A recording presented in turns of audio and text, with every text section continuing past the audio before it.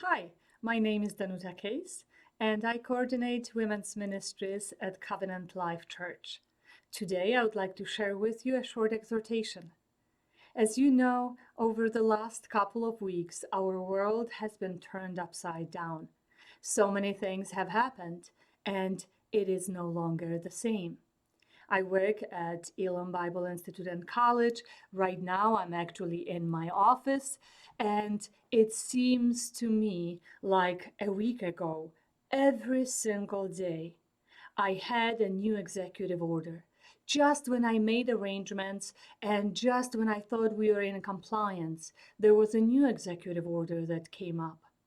And so we managed to move all our face-to-face classes to virtual classrooms, and almost all of us work from home. However, not all of you were able to do that. Some of you have even lost jobs. These times have been very difficult. Some people are trying to come up with reasons and state why this is all happening. Some are trying to find someone to blame for it. Others are asking the question, why is God allowing it? I would like us to pause for a minute and to reflect and to really answer the question, where do we go from here? See, there are always two different kinds of responses that we can have when we are experiencing storms and going through difficult situations. Are we going to blame God for it?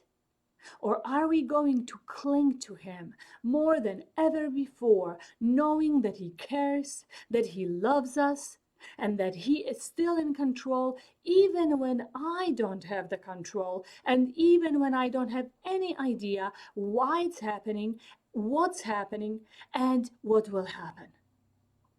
However, we all have to remember that in those times we also have an enemy who is trying very hard to distract us with everything that's happening, who is trying to cause us to fear, to be afraid, if possible, to stop us from doing His will, the Lord's will, because He wants us to doubt His love, He wants us to doubt His care for us, and He wants us to walk in discouragement. And today, you and I have a choice to make. Where do we go from here? Am I going to retract? And am I going to be discouraged? And am I going to worry and be afraid? Or am I going to seek God more earnestly than ever before? And this is why I would like to appeal to all of you today. And I would like to exhort each and every one of us to do what Habakkuk did. I am going to read Habakkuk chapter 3, verses 17 through 19. Though the fig tree may not blossom, nor fruit be on the vines, though the labor of the olive may fail, and the fields yield no food, though the flock may be cut off from the fold, and there may be no herd in the stalls, yet I will rejoice in the Lord. I will joy in the God of my salvation. The Lord God is my strength. So where do we go from here? Are you going to join Habakkuk and say, the Lord my God is my strength? He faced some dire circumstances, and in spite of the difficulties, he chose to rejoice in the Lord and to say, you know what? I don't get it. But I know my God. I know the Lord of my salvation, and I will rejoice in Him. So where do we go from here? What is your response going to be like? I would like to bring to your attention another verse from Psalm 121. Let me read that for you. I lift up my eyes to the mountains. Where does my help come from? My help comes from the Lord, the maker of heaven and earth. He will not let your foot slip. He who watches over you will not slumber. So let us remember that He watches over us. You know what? He was not surprised by the coronavirus. And he is not perplexed, wondering what to do next. He was not surprised by it. So, where do we go from here?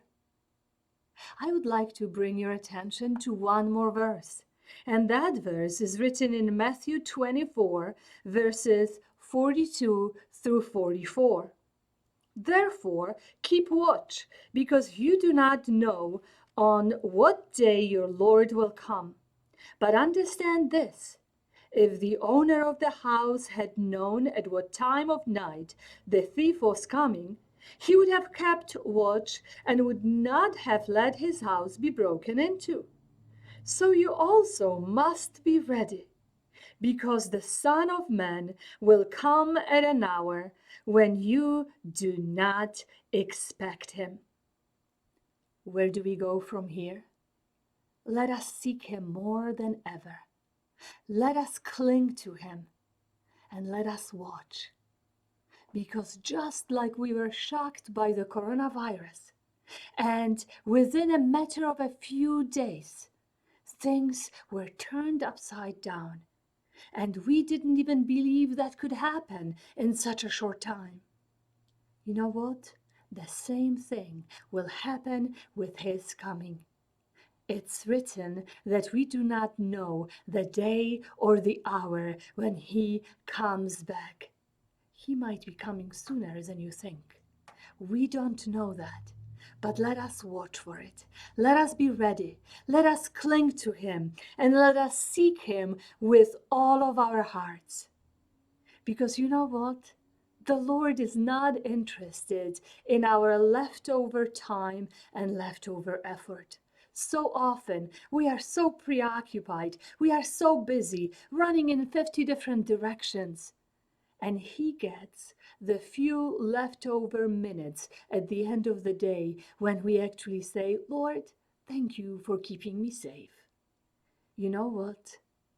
Perhaps he's going to try to use this situation to wake me up and to wake you up and say, see, nothing in this world is permanent. You don't have any idea what's going to happen tomorrow. You only know you have today. Are you going to put me first? Are you going to give me your best? Are you going to seek me with all of your heart? Am I going to be number one in your life? I hope so, brothers and sisters. I hope that you and I both are going to use these difficulties and we are not going to let all of the suffering be wasted. Instead, we are going to take it, we are going to pause and answer the question, where do we go from here? We are going to seek him more. We are going to cling to him more. We are going to put him first and to make sure that he is number one in our lives.